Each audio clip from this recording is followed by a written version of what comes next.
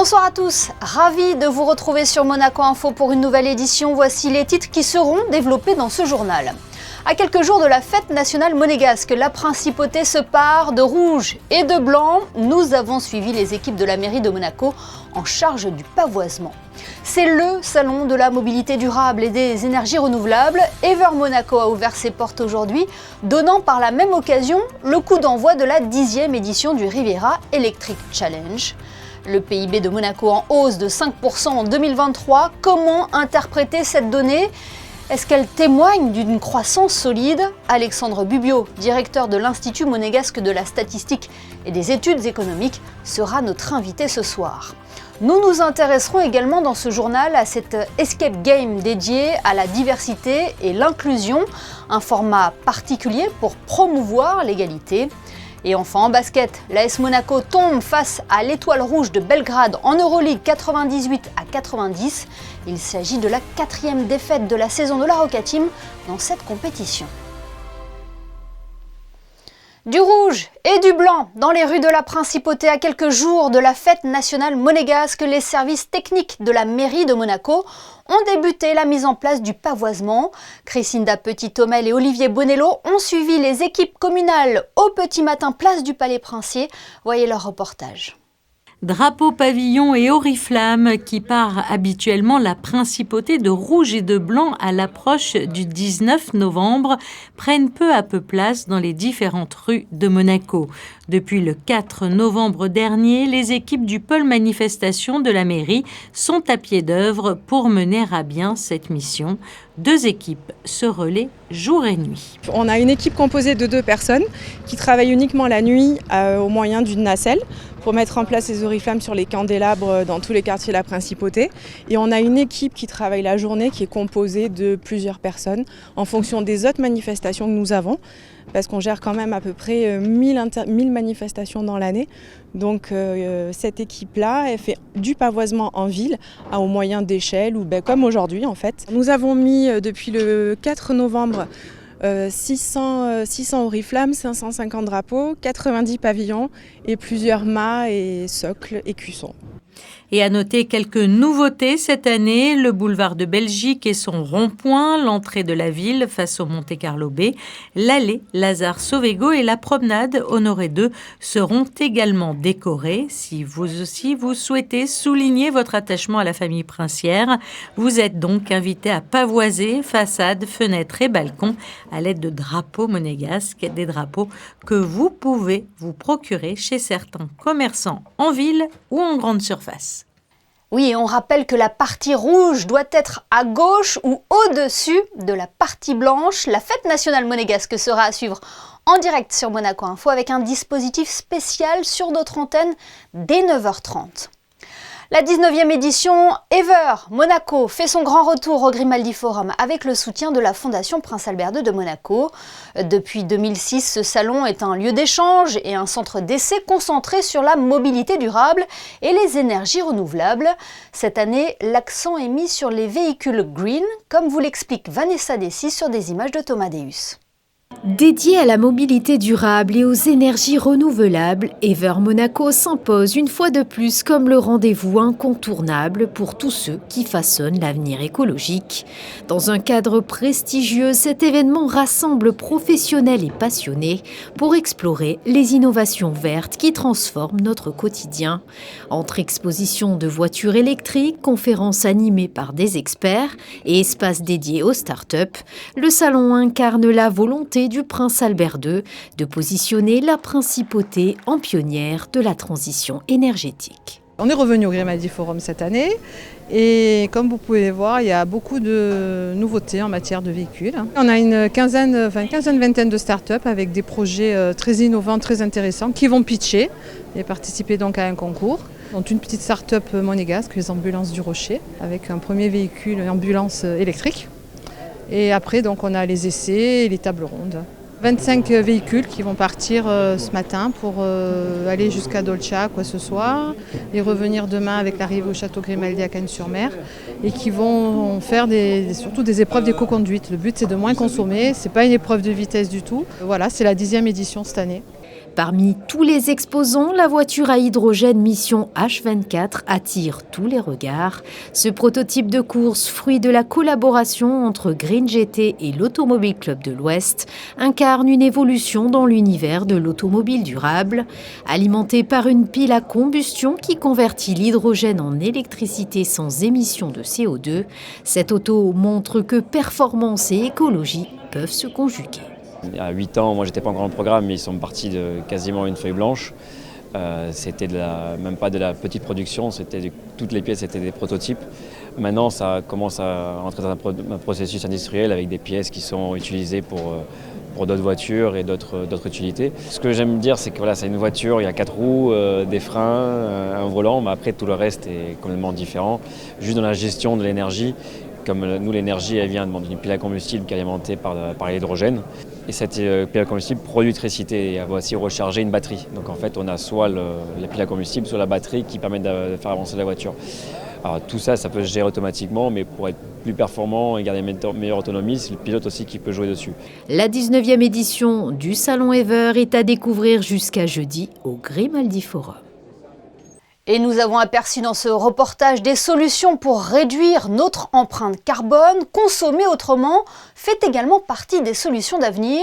Du 16 au 24 novembre, Monaco participera à la Semaine européenne de réduction des déchets. Elle aura pour thème cette année le gaspillage alimentaire. Plus de détails avec Gaëtan Lebrun et Hugo Comaza.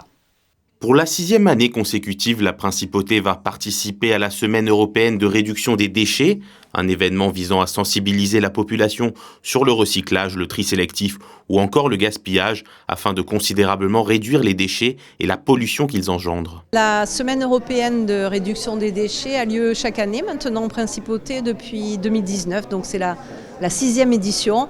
Et on essaie de regrouper autour de cette semaine l'ensemble des acteurs qui ont envie de participer, soit publics, les entités institutionnelles, les associations, etc., soit pour des actions qu'on appelle nous privées, c'est-à-dire au sein des entreprises et qui ne sont pas ouvertes publiques, mais qui au demeurant peuvent former l'ensemble des collaborateurs au sein des entreprises.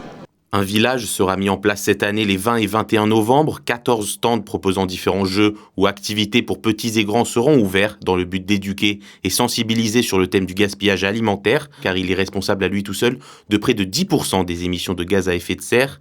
La Principauté en a donc fait l'enjeu principal de sa semaine de réduction des déchets. Alors cette année, nous, la direction de l'environnement, on a souhaité créer un village pour que toutes les actions publiques, on va dire, puissent être regroupées au même endroit. Cette année, ça ne sera pas forcément fait comme ça chaque année, grâce notamment à la mairie qui a mis à disposition la Casa di Socchi, etc., et qui nous a beaucoup aidé sur le matériel.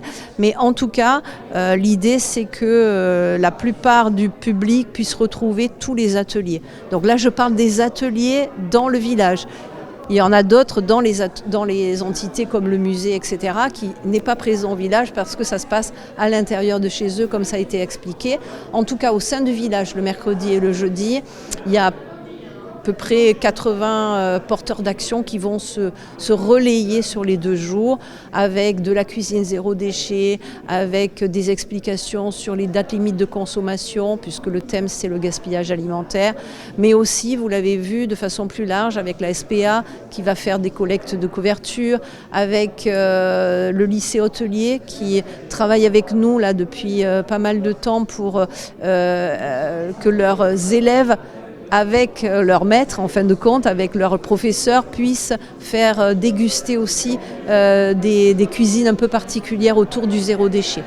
Voilà, ça a beaucoup d'actions différentes. Plus de 90 actions publiques et privées seront menées cette année encore dans le cadre de la Semaine européenne de réduction des déchets, grâce notamment à la collaboration de nombreux acteurs, tels que la SBM, le CHPG ou encore la mairie de Monaco. 9,24 milliards d'euros, c'est le produit intérieur brut de Monaco en 2023, un chiffre en hausse de 5% par rapport à 2022 que nous allons analyser avec notre invité, le directeur de l'Institut monégasque de la statistique et des études économiques. Bonsoir Alexandre Bubiot.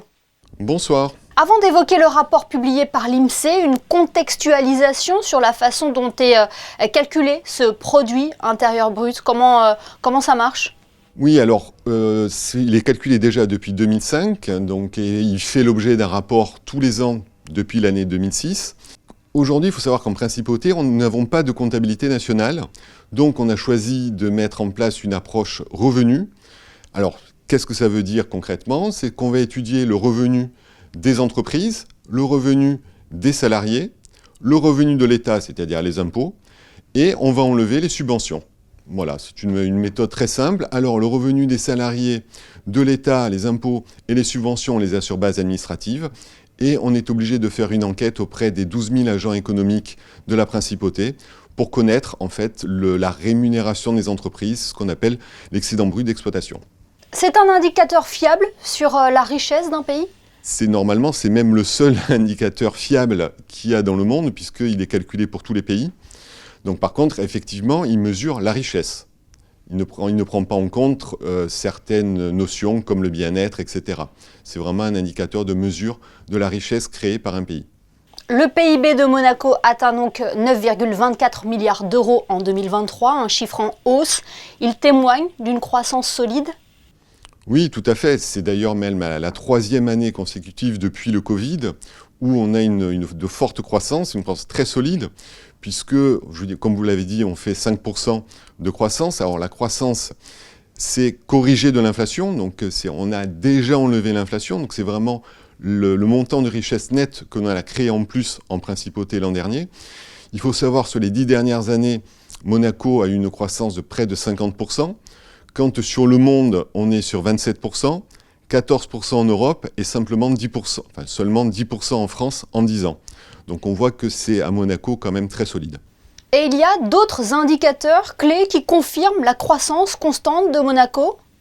Tout à fait, puisqu'on était assez optimiste au moment où on a calculé ce PIB, puisqu'on avait déjà le chiffre d'affaires en hausse de 2023 de plus de 5%.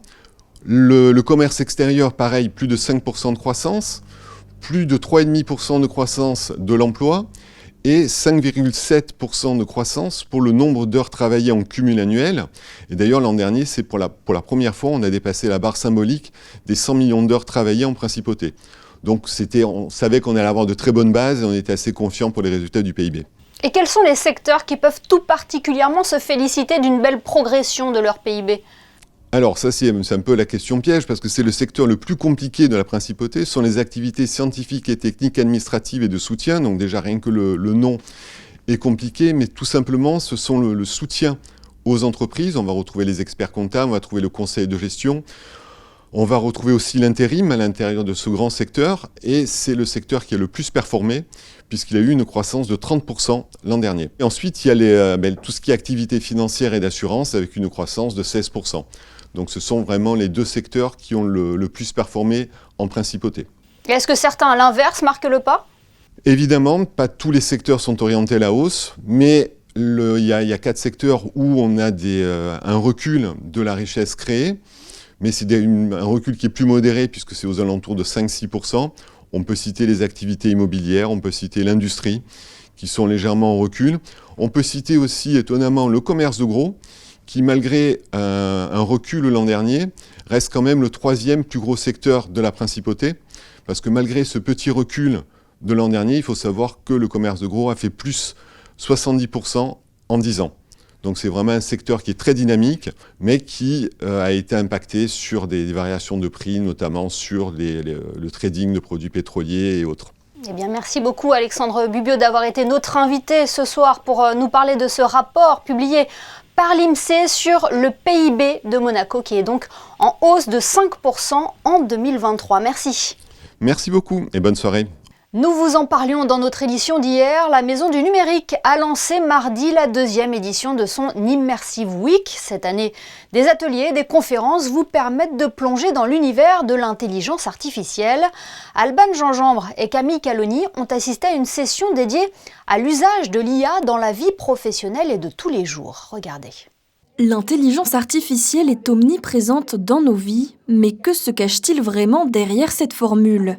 Comment faire de l'intelligence artificielle un atout dans son quotidien, qu'il s'agisse d'une utilisation professionnelle ? On crée pas mal de GPTs et on voulait voir comment on pouvait le mettre en lien avec l'éducation et améliorer l'éducation. Ou ou d'une utilisation personnelle. Pouvoir apprendre à utiliser l'IA pour moi-même au quotidien, du montage, photos, vidéos, des choses comme ça. Lorsque l'on adresse un message à l'intelligence artificielle, voilà ce qu'il se passe. Tout ce que vous allez donner comme information dans le chat de ChatGPT, pour ne citer que lui, eh bien vous allez tout simplement alimenter, vous allez instruire l'intelligence artificielle. Donc par la suite, pour les prochains autres utilisateurs, eh bien l'IA générative n'aura plus qu'à les piocher parmi les réponses et puis toutes les informations que vous aurez tout simplement implémentées dans l'outil au fur et à mesure pour formuler de nouvelles réponses.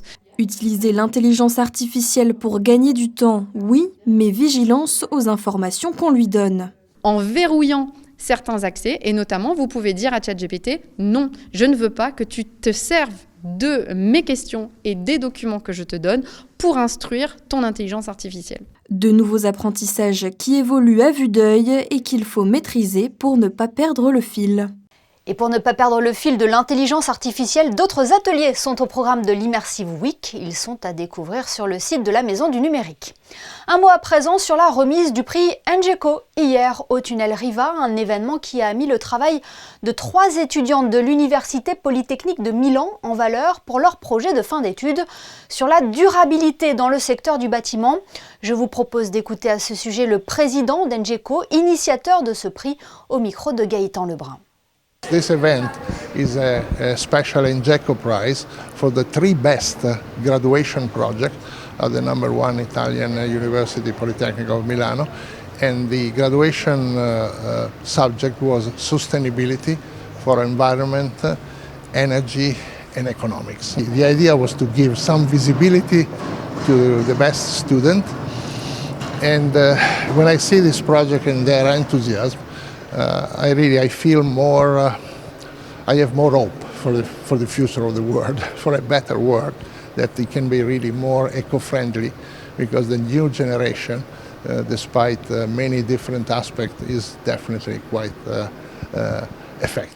Dans le reste de l'actualité, en bref et en images, une conférence économique a été organisée hier à Monaco Tech par Alessandro Giuliani, consul de Pologne à Monaco. Elle a présenté les atouts de cet État d'Europe centrale attaché à ses traditions et sa culture et où le secteur des PME, micro, petites et moyennes entreprises, représente la grande majorité des entreprises du pays. Hier, nous recevions sur notre antenne la ministre de l'Équipement, de l'Environnement et de l'Urbanisme, Céline Caron. Elle est revenue notamment sur la livraison d'opérations de grande envergure et a cité l'opération domaniale de la Villa Carmela, rebaptisée à Figueira. Eh bien, une délégation composée de représentants du gouvernement princier et du Conseil national a visité aujourd'hui le nouveau bâtiment en compagnie des architectes de ce projet. Un projet innovant puisque sa construction a été opérée sans grue. Cet immeuble situé boulevard d'Italie comporte 25 logements. Il accueillera ses premiers résidents dans les semaines à venir. Intéressons-nous à présent à cet escape game dédié à la diversité et l'inclusion, un format particulier pour promouvoir l'égalité, initié par Fight-Aids Monaco, la Croix-Rouge monégasque, le Comité pour la promotion et la protection des droits des femmes et l'Association des femmes chefs d'entreprise de Monaco. Quel était le principe et à qui s'adressait-il? Le reportage de Fabien Bonilla et Lionel Bernardi. Le Stade Louis II a accueilli la 2e édition d'un escape game destiné aux entreprises de la principauté, que ce soit dans le secteur public ou privé. Le but, sensibiliser, interpeller sur le thème des inégalités hommes-femmes dans le monde du travail, tout cela par le biais d'un jeu ludique. Cet escape game s'est déroulé sur 2 jours, ce mardi et mercredi, et a affiché complet. En tout, 172 personnes ont participé à l'opération. On a plusieurs salles, donc plusieurs salles sur plusieurs thèmes. On a le thème du tribunal, on a le thème du sport, et c'est pour montrer justement que en fait, dans de nombreux domaines d'activité, il y a encore des inégalités. Alors le jeu, justement, c'est essayer de trouver donc des dates clés. Quand la femme a eu par exemple le premier droit de vote, quand a été créé le comité droits des femmes à Monaco en 2018, et la réponse à un des codes clés qui figure dans une des salles. Et cela permet, avec toutes ces énigmes, d'arriver en fait à un message un message qui est de dire aujourd'hui il y a encore tant de différences salariales entre hommes et la femme, il y a encore beaucoup de femmes qui subissent aussi des violences conjugales, il y a aussi énormément d'inégalités dans le sport selon certains domaines d'activité. Donc c'est pour un petit peu montrer tout ça, et les équipes qui sont donc hommes et femmes, j'insiste parce que c'est très important, peuvent après, lors d'un café de l'égalité ici avec les organisateurs, discuter et justement parler de tout ce qu'ils ont pu apprendre pendant l'escape game. Plusieurs pièces et à chaque fois des énigmes à résoudre, des codes à trouver, en bref, tous les secrets d'un escape game réussi. Le principe, c'est qu'on doit chercher des indices dans les salles et puis trouver les réponses aux questions qui sont sur le thème de la parité, du harcèlement, l'égalité homme-femme. Là, vous êtes bien parti, là ? Ouais, plutôt pas mal. On va gagner. Plutôt pas mal. Peu importe le gagnant, le véritable vainqueur est le message véhiculé. Il faut savoir par exemple qu'en s'appuyant sur des statistiques de l'INSEE, selon les inégalités salariales en France, à compter du 8 novembre à 16h48, les femmes travaillent gratuitement jusqu'à la fin de l'année.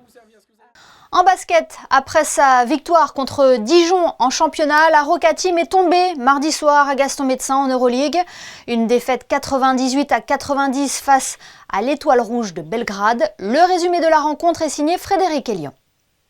Deuxième défaite d'affilée à domicile en Euroleague pour la Roca Team après Paris. Monaco a chuté face à l'Étoile Rouge de Belgrade au terme d'un feu d'artifice offensif. Monaco colle pourtant un 10-2 d'entrée aux Serbes et l'adresse aussi bien à 3 points que près du cercle et folle des deux côtés. 26 partout à la fin du premier quart-temps et 54-48 pour la Roca Team à la mi-temps. Quatrième meilleure défense d'Euroleague, Monaco ne trouve pas les solutions pour stopper les Serbes. McIntyre égalise à 60 partout, puis Petrousev, MVP de la rencontre, avec 25 points et 7 rebonds en 22 minutes, permet à l'Étoile Rouge de prendre les commandes sur ce tir à 3 points. Portés par un grand Eli Okobo et Mike James, 20 points chacun, les Monégasques restent au contact à l'entame du dernier quart-temps avant de retomber dans leur travers dans le Money Time. Trop d'actions individuelles en attaque, trop peu de stops en défense. Belgrade en profite et signe une troisième victoire en Euroleague à l'extérieur, 98-90. Yeah, anytime you give up 100 points, you have no chance. I think they shot like 70% from 2%, and we just had no fight, no energy, no communication. And in Euroleague, any given night, you're going to lose if you don't have those things. So we need a refresh of some positive energy, and it's a double week, so we have to kind of, unfortunately, we'll watch film tomorrow and try to learn from our mistakes and try to bounce back against Baskonia on Thursday. Réaction attendue au Pays Basque donc, où Monaco retrouvera deux anciens joueurs du côté de Baskonia, Dante Hall et Shima Moneke. À New York, l'Assemblée générale des Nations unies a adopté ce mardi la résolution « Le sport facteur de développement durable ». La mission permanente de Monaco, accompagnée de celle du Qatar, a mené ces négociations. Cette résolution a pour objectif de réaffirmer la contribution du sport dans l'éducation, la santé physique et mentale, l'égalité homme-femme, l'inclusion sociale, ainsi que les valeurs de paix qu'il véhicule. Alison Kalem-San Giorgio a pris la parole à la tribune de l'Assemblée générale au nom de la principauté de Monaco.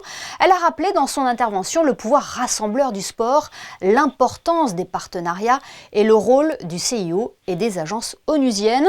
Cette adoption marquait justement la fin du mandat du président du Comité international olympique, Thomas Bach.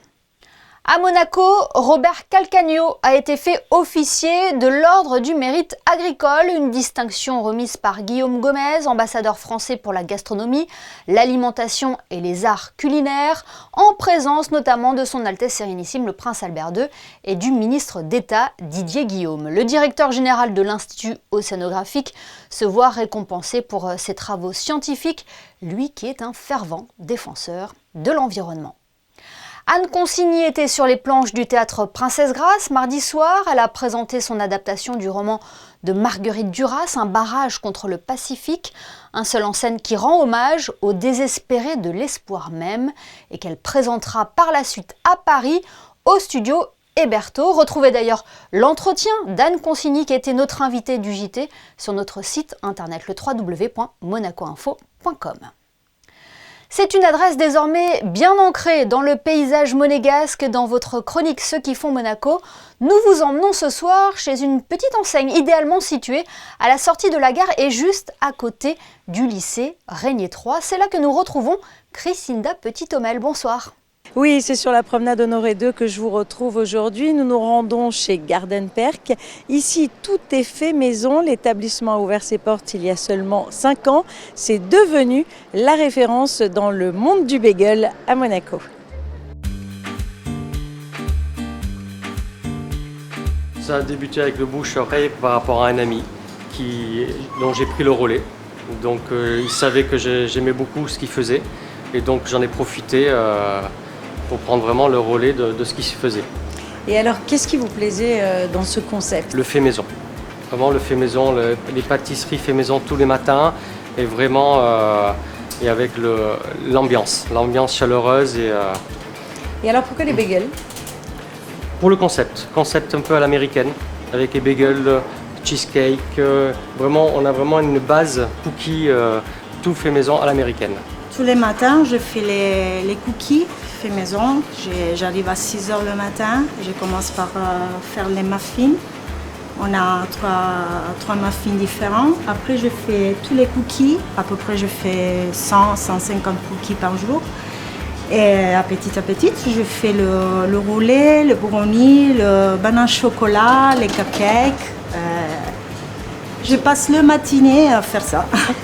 Vous avez toujours été spécialisée dans les gâteaux? Ça vous a toujours plu? C'est une passion ou vous en avez fait votre métier? Oui, en fait, j'ai toujours fait les gâteaux à la maison pour mes enfants, et pour les amis, pour les parents et tout. Et après, ma passion, elle est devenue mon travail, donc c'est parfait. Les bagels, c'est vraiment notre vente primaire à midi. Il y a beaucoup de succès. Alors, lequel de bagel? Le Times Square. Saumon? Times Square, il y a le saumon avocat, le Times Square avec le bacon cheddar, vraiment les spécialités vraiment qu'on peut retrouver aux États-Unis. Moi, j'espère de m'agrandir un peu avec les gâteaux d'anniversaire parce qu'on fait les gâteaux d'anniversaire personnalisés aussi. Et j'aimerais bien de ne faire encore plus parce que c'est vraiment ça ma passion en fait. Et alors quand on veut commander un gâteau d'anniversaire, on fait comment? En fait, on prend la commande et souvent les gens ils m'amènent les photos et je peux réaliser tout ce qu'ils me demandent parce que je modèle la pâte à sucre et je les personnalise comme ça avec les prénoms des enfants et tout. Je prends à peu près 2 semaines pour créer tous les personnages et tout et après on fait ça, on donne ça et les enfants ils sont vraiment contents. Avis aux gourmands donc, vous l'aurez compris ici, tout est fait maison dans le respect des ingrédients. Gardenperk est ouvert du lundi au vendredi de 8h30 à 18h30. Et oui, rien de mieux que le fait maison, évidemment. Frédéric Elion nous a rejoint en studio pour les prévisions météo. Bonsoir Frédéric, quel temps fera-t-il jeudi? Encore une journée très ensoleillée, Émilie, un ciel parfaitement dégagé et du vent avec des rafales pouvant atteindre les 45 km/h. Côté température, il fera 11 degrés le matin et 16 l'après-midi. Jeudi 14 novembre, ce sera la Saint-Sidoine. Et le 14 novembre sera également la journée mondiale du diabète. Nous l'évoquerons dans notre édition de demain. Soyez au rendez-vous. En attendant, on se quitte avec la principauté qui se pare de rouge et de blanc à l'approche de la fête nationale. Photo signée ce soir Stéphane Dana. Belle soirée à tous sur Monaco Info.